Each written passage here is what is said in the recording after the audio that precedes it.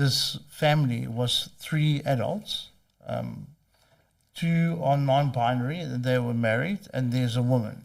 So there's 3 in this relationship, and they've got 2 kids. One is 2 and one is 4. And the non-binary person the pronoun is they, for the individual. It was asked of they. If your 2-year-old came to you and said, okay, well, now I'm stuck. I don't know if it's mommy, daddy, or... Okay, so if they came to you and asked, I'm binary now, would you accept it? And they said yes, they would accept it. And I said, but how on earth, how can a 2-year-old even identify themselves at this stage? Because you're growing. And what the whole question is, that when you talk to kids with this possibility of all these options, then aren't you now implanting the ideas? Okay, so they might not be non-gender or transgender, or they might not be, but now they're exposed in that environment, and they can see, and obviously the 2 non-binary individuals in a relationship speak openly about it, to the extent that a 2 or 4-year-old understands what it is and can turn around and identify. And it brings up this very, very interesting follow-on to this, because in Canada and in a lot of countries, if you're transgender, you're allowed to, before the age of 18, actually what's the term that is used? Not transform. Transfer? In other words, actually physically change your transition into transition. Sorry, that's thank you, Sam. Transition. It's a transition. But there's I think it's in Canada. I think that like a 12-year-old or even an 11-year-old can actually make that decision. I think the studies show and that 80% change their mind. So it's not. I mean, I know my niece, I can identify, because my niece, I know she's strapped in a man's body. I mean, there's no question, there's no doubt in my mind that is the case, and that was from the age of 4. Yeah. So I know this, but how many are there that maybe are not convinced, and because they feel they identify themselves differently, and there could when be they're teenagers, external pressures as well. And then you change it. You make these changes that are permanent, and then when they grow older, they think, oh wow, I made a mistake, and then it's irreversible. So again, it's such a difficult topic. So it starts with, again, positive parents make positive children. Done. If any parent has a positive outlook on the child will have a positive outlook. So if parents portray that onto a child, that it starts again.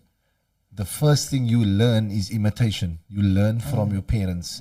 No matter what it is, if it's a child that was thrown away or whatever, you learn from your immediate environment as a parent. So next thing is sound.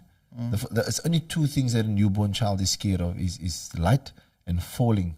So light comes with sound, right? So everything the child hears is very important.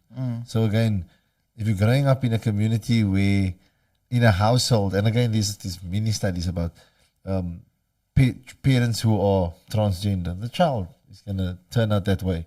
Or is that okay? Whoa, this is quite because remember statement you just made. Self-talk. I can't give you percentages or so forth, but I'm giving you the principle of parenting, and just as being and a principle of parenting. You can't tell anybody how to parent. I can't tell anybody, but I'm around children all the time, right? So I see how my voice becomes theirs. And this is not a study. I'm not going to pull up stats. I'm going to tell you what I do, because I'm with children a whole day. I'm not with adults that I see and then give them an instruction for them to do, and they have to follow it. I'm with children, so I see how my voice become their voice. I see how my actions become their actions. I see how my mindfulness become their mindfulness. I see how my transitions become their transitions. They take on everything I take on, and they don't see it because they're children. And that is what it is. So the next environment, who do you spend most of the time with from the age of 7 till 18? Who do you spend most of your time with? School. School. So again, I didn't finish with the Okay, environment. sorry. So remember the environment, it goes your immediate environment you imitate, and then your next environment is who you spend hours with. Again, I'm going to say it every week on the Edutainment podcast. My gripe is always with teachers. You don't understand your impact on the child. But you're saying that the environment invokes the gender. No, This is what, or has an influence on the gender. that's the problem. And I don't think that is true. I think that again, So, okay, it's something that's born in that way. them. It's born. It's yeah. Yes. So again, I'm using the example of, remember there's many different types of, when we're speaking about the LGBT community. We're not only speaking about those that are transgendered. I'm speaking about the many types in gay the and correct. So lesbian, many different ways in the community that they find out. Yes, yeah. Predominantly, a lot of them find out during their school career. Yeah. Right, where they are, because that's the most time with contact with the different genders that we know, boys and girls, and that's where the time they get to find out, because that's the most time of point of contact, right? So, why am I saying this is important, and what am I getting to?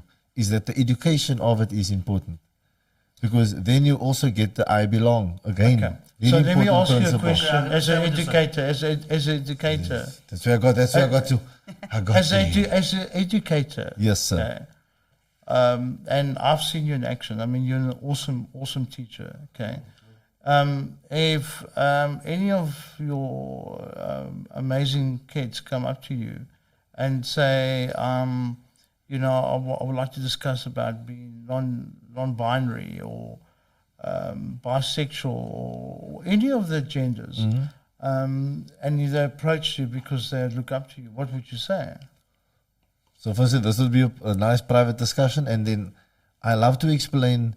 Let's go simple. Let's go a SWOT analysis on the specific thing where you are now, and because you have to take it down to where they are.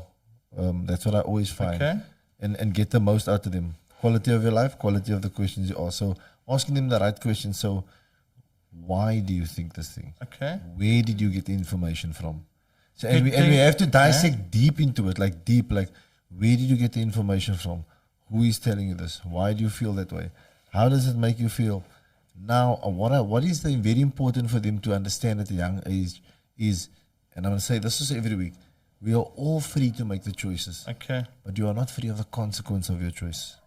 Okay. So if you make that choice right now, young lady or young man, let's go for the consequences. Okay. So if you're going to come out now and go, boof, I'm binary, there's going to be some ridicule because your friends around you don't understand what it is, right? Do you want to come out that way? Then you're going to have to accept the consequences, because the world itself, us, we all have different opinions about it. Me, your sir, the person you're coming to, me, you know me. I accept, I understand, I'm going to go with whatever you want, because this is about you. You must live your life. I don't want you to live about anything that comes out of my mouth. I'm here as a guide. Yes. Your okay. destination is already set out for you. So everything that's on here, if it is that, then let it be that, but let you understand what comes with it. And that's why education is very important. And how you educate someone, because again, we all go, I like to say, like the children always come to me, I watch this Fagan. And then I said, okay, now let's watch it together. Yeah. Well, So, let me- very important, yeah.